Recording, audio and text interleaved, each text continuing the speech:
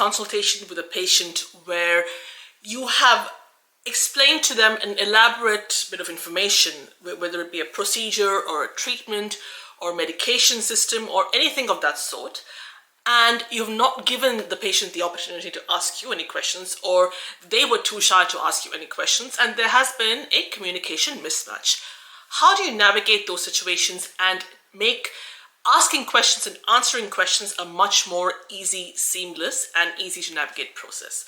Stay tuned for the rest of this video.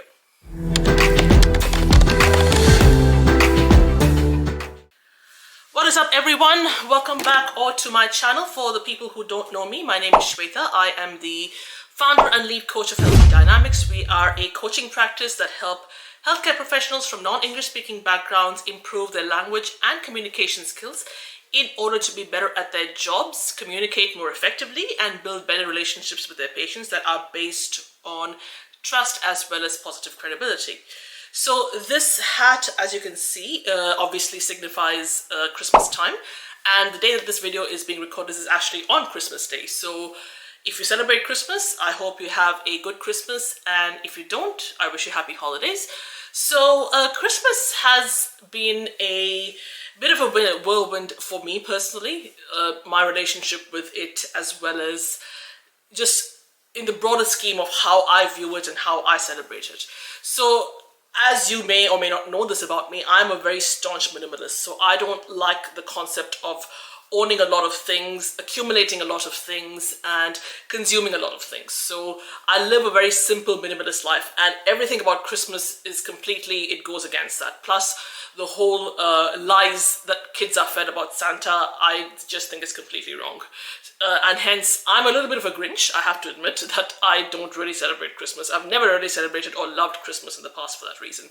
Ever since I met my partner, however, we do make it a point to go and see his extended family during Christmas Day, and that's a pretty good, nice day. You know, you get good food, you drink a lot of champagne, and you just have a few good laughs, and yeah, it's just a good, low-key, chill occasion. Although he has mentioned to me that he wants next year, moving forward, to just be the three of us, so me, him, and our dog, because he's getting a little too sick of the and bored of the intensity of these Christmas gatherings and the lead up to it and all the stress behind it.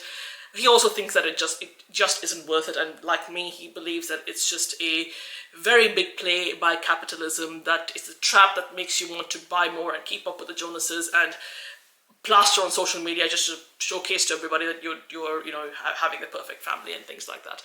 I've never been a fan of that, so that's why, and I'm very glad that we're on the same page, that after moving forward now, we have decided to just have this Christmas as a family of 3 as opposed to a family of 20 plus.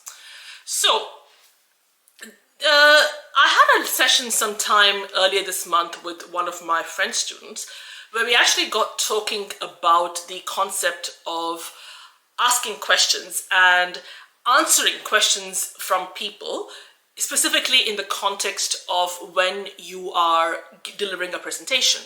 And that particular session, we got a lot out of information out of that, and I just thought, okay, this is a really good idea that I can do for a video in this channel where we talk about, you know, situations where healthcare professionals and patients are interacting and questions are inevitable. As healthcare professionals, we should be in a position, we should welcome questions from our patients and also be able to answer those questions in a way that is effective, simple to understand, as well as giving them opportunity for clarification. Now, I'm going to go through this in a lot of detail in the upcoming videos. So this is just a starting point of, we're looking at questions as a much broader overall big picture concept. So before I go any further, if you haven't already done so, make sure that you hit the subscribe button and the notification bell on this video so that you know when these videos will come out. I think moving forward it'll be every couple of weeks while I also work on short form content for my business here onwards. And also please hit the like button if you do actually like this video and want to see more of such videos, and that way it gets distributed and it makes the algorithms happy, and the people who really can get value out of it can really benefit immensely from watching such videos. So let's get started. Now, during a consultation with a patient, Sometimes what can happen is you are going through, you have a lot to get through and you have a lot of information that you need to convey to them. And unintentionally or intentionally, you do not sort of give them the opportunity to ask you questions. And there could be a lot of reasons behind it. The main reason is because obviously you have a very finite amount of time and you want to get through as much as possible and you want to get the patient to do as much of the talking as possible. But at the same time, you also have to be communicative with the patient in delivering them strategies, information, explaining them procedures, anything that is relevant in your field of work.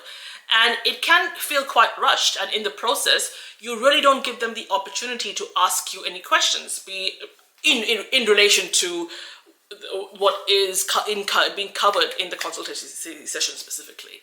And there could be several reasons for this.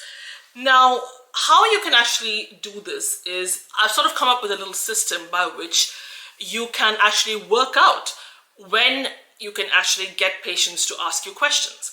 Now, before I go any further, there is no surprise that, and it is 100% inevitable and part of our responsibility as healthcare professionals that you have to answer patients' questions. Even if you actually don't know the answer completely or thoroughly, you have to give them the assurance that you will find an answer to their question. So that is why this is so important.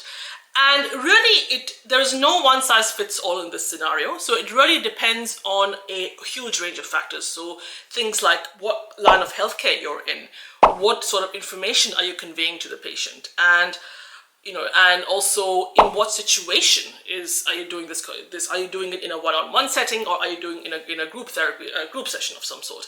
Are you doing this in the form of a presentation in front of your colleagues? So it's very much dependent on that. Therefore, there is no one size fits all, as I mentioned previously. So I've come up with a very quick little system that you can use to actually figure out and work out when and how can I actually give patients the opportunity to ask me questions about what we have just covered, or anything in general that is related to their treatment or in the medical field. Number one would be, do you give patients the opportunity to ask questions in the very end of the consultation or during the different stages? Now, I can give you an example of this. So, for example, if you are, say, a surgeon and you're operating on a patient and you have to go through the steps of what the surgery will entail and what the surgery is going to involve and what the side effects of the surgery will be and the follow-up process. So this can be a lot for a patient to take on. So in a situation like this, it makes a lot of sense to actually have patients ask questions during different stages of when you're going through that. Versus, say, something like if you're just explaining in the very end, how one treatment process works. Like, for example, if you are, say, a therapist of some sort in the mental health space, and you suggest a strategy to a patient that, by doing this might alleviate or reduce your symptoms of anxiety and depression. That might be a very quick 2 or 3 minute process. And then you can get them to ask you questions in the very end of that. So that it's very much depending on case by case basis, but whether you give them the opportunity to ask questions in the very end or in the different stages of your consultation, that is one way of looking at it. The second way would be how to actually format like a Q&A method, and at what stage do you bring it up? So at this point, what I really mean is that you have to actually plant the seed into the patient's head, saying that there will be an opportunity for them to ask you questions. Now, and you can also say, for example, you can say, there will be opportunities for a question and an answer session at this stage, at the end, whenever. So the point being, you have to actually explicitly say to the patient that your answers will be given at this stage. Have your questions ready, or you can ask me questions at this point. But you have to reiterate the fact that there will be opportunities for the patient to ask you questions, because without that, a lot of people can feel very shy about asking questions, because again, questions can come across as being stupid. I've mentioned that many times in my past content. and also they may just be a naturally shy person. So you have to really be much more open in that situation of getting them to answer or give you questions that you can hopefully answer. Now, the other situation in which you might decide, how to actually get patients to ask you questions is the medical jargon and the terms and terminologies that may be quite complicated for them. So, for example, you can quite openly ask a patient, for example, are you aware of what the, for example, cervical spondylosis is?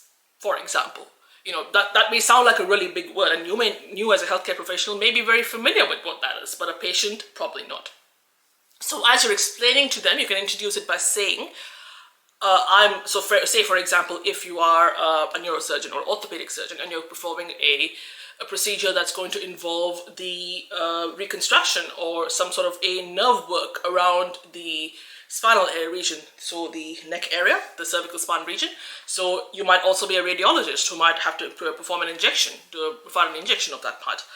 And in that case, when you are explaining to a patient, say for example, I'm going to give you an injection, this is what it's going to be, a corticosteroid injection, for example, to alleviate you of your cervical spondylosis.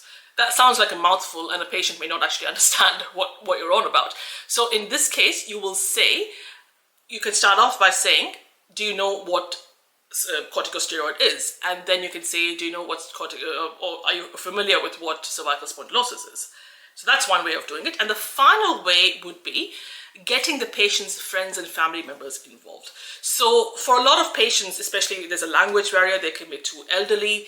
In that situation, it makes much more sense for the patient's family members who are much more familiar with the language and the terminology to actually be their voice, and you can actually get them involved in giving them the answers and simplifying it for them so that they can go and explain it to the patient in question. So, as I mentioned, we covered the last 4 points in this video on how you can really facilitate an environment of getting patients to ask questions and answering them effectively.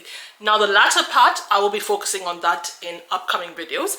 And also, I'm going to be looking at also a concept of, if you as a healthcare professional or as an individual in general, but because of the purposes of this channel, we'll talk about healthcare professionals, if you are a little bit unsure of what answer to give when your patient is asking you a question. So that is a video that we'll look at, either the next one or will be the one after. And again, thank you very much for tuning in. If you celebrate Christmas, make sure that you have a good Christmas. I hope that you have a good Christmas. And if you don't, have a good relaxing time, and wish you happy holidays. Feel free to let me know what your Christmas plans are in the comment section below. And as always, if you do like this video and want to stay updated on the videos on this channel, make sure that you give it a like, and also make sure that you hit the subscribe button and the notification bell. So until next year and next time, have a safe festive season, take care, and I will thank you very much for your attention, and I'll see you next week and next year. Thank you very much. Cheers.